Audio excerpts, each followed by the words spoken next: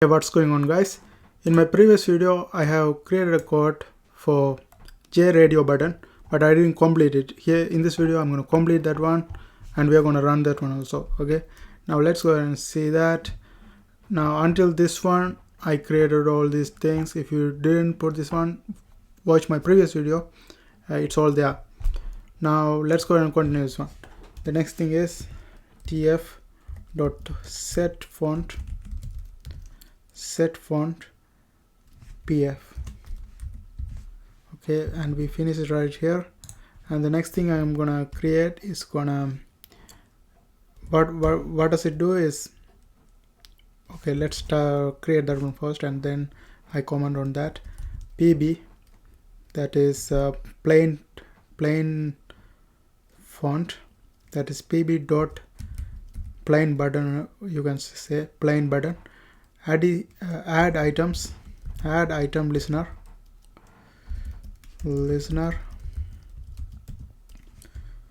and that is new handler class. This one is new, new handler class,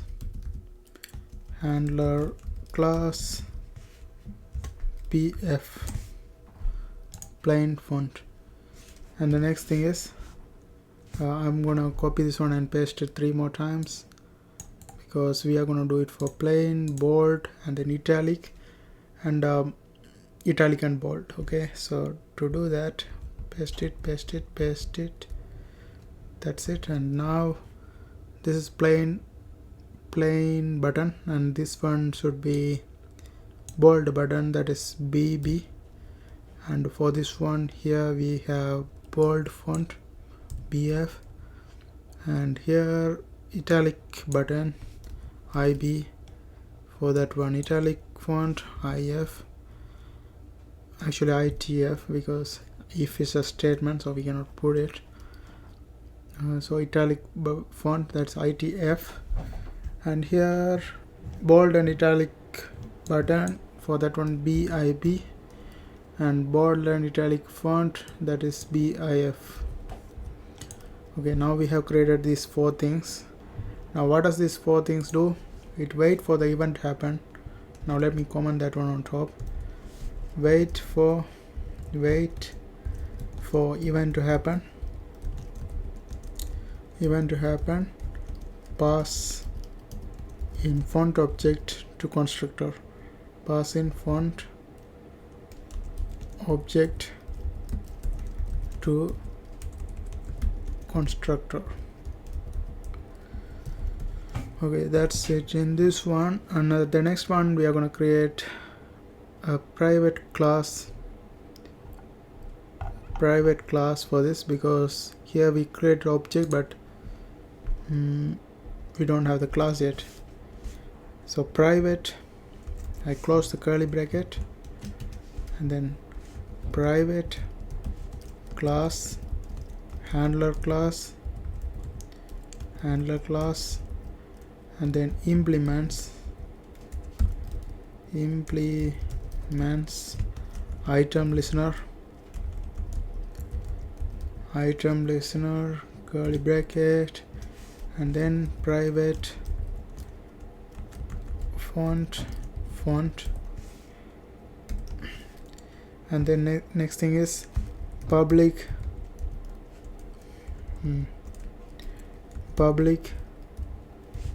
handler class,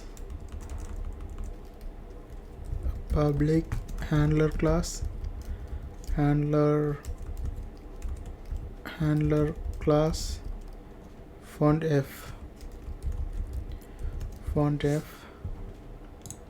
and within the curly bracket font is equal to f. Now here I am seeing some error message. Okay, let's complete this one. And also, what is this public for? I comment on that. The font object get variable font. The font object get variable font. Okay, and the next thing is font F, and then curly bracket close, and the next thing is we are going to create another one, public void item state changed, item state changed, item event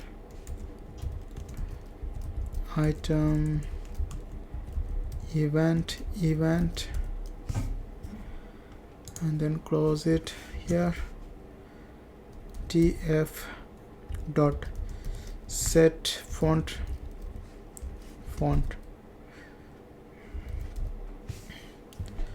Okay, now that's it. Now we have no errors, and also I can just comment on this one as well. This one basically sets the font to font object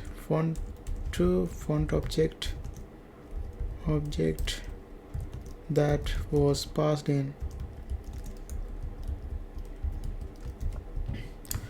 And if you watch my other videos before JRadioButton, this is what we are doing. We are doing JRadioButton. We created JRadioButton as well. JRadioButton, all those things is the same setting like Giju. We create object and then we set the size and set visible true.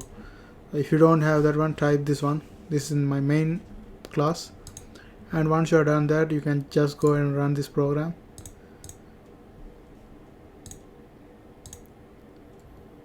Okay, once you have done this, you will get a pop-up like this.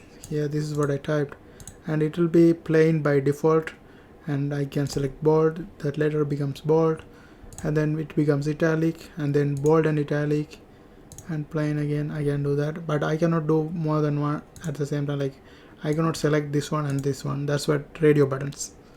Okay, and that's it. I hope you guys find this video helpful. Thanks for watching, and don't forget to subscribe my channel. See you guys on my next video.